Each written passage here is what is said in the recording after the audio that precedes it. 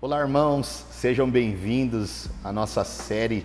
Nós estamos discorrendo sobre o livro O Ego Transformado, do Timothy Keller, e é um prazer estar compartilhando esse assunto com vocês. É de suma importância nós memorizarmos o que o nosso irmão Ricardo acabou de dizer, que Paulo, ele não se importava com o que as pessoas pensavam sobre ele e com até mesmo aquilo que ele pensava sobre ele.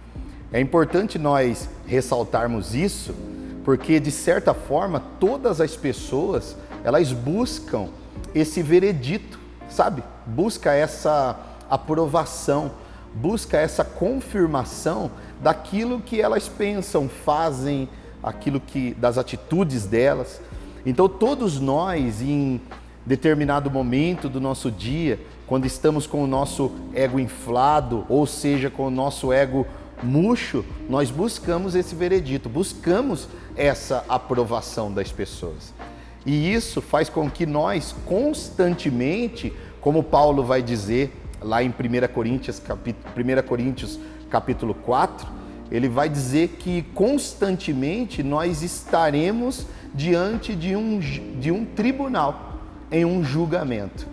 E nesse julgamento, como todos vocês sabem, em um tribunal existe a defesa e existe a acusação. E nesse caso, dentro desse assunto que nós estamos falando, expondo aqui, o que é a defesa e o que é a acusação?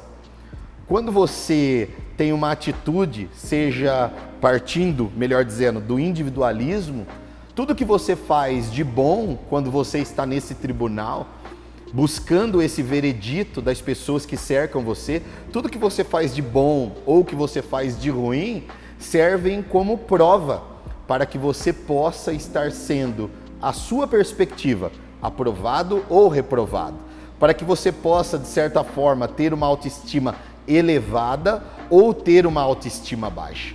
Então, tudo que nós fazemos colabora para que essas provas sejam definidas ou definitivas sobre nós.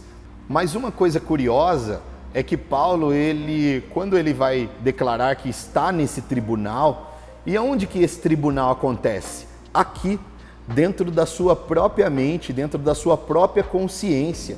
É constantemente, eu não estou falando do que as pessoas falam sobre você, mas eu estou falando de como você se sente e se enxerga quando as pessoas falam de você. E constantemente esse tribunal acontece. Você pega o que as pessoas dizem, você pega aquilo que elas estão falando sobre você e você coloca nessa balança.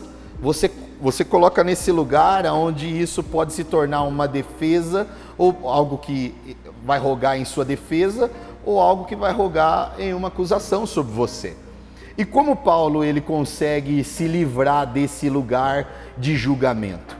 Como Paulo ele chega à conclusão de que, como nós dissemos aqui, ele não tem o ego nem inchado, nem inflado e nem murcho, mas ele tem um ego satisfeito.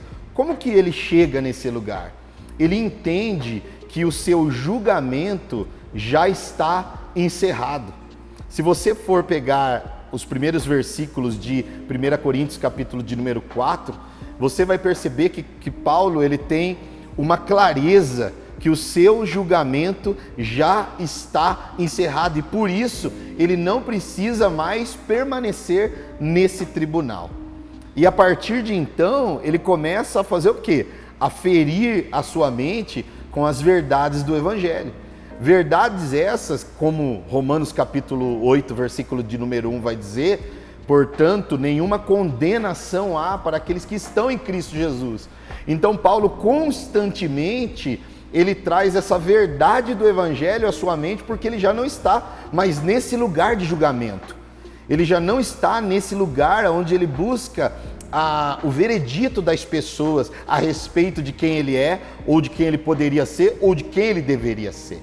Então, nesse tribunal, a opinião verdadeiramente de quem importa é a única que deveria importar, somente a do próprio Deus, que é a verdade sobre mim e sobre você. Então, Paulo, deixando esse tribunal, ele passa a andar nesse entendimento. Qual o entendimento? Que Deus o ama. Deus te ama, Deus me ama, Deus nos ama. E quando Deus ama você, você não tem mais, esse é o maior veredito sobre você. E entendendo isso, você logo entende que não há nenhuma condenação para você que está em Cristo Jesus. Então você não faz mais as coisas porque você precisa melhorar seu currículo, ser aceito ou aprovado por alguém, mas simplesmente você faz o que faz porque ama fazer. Deus abençoe.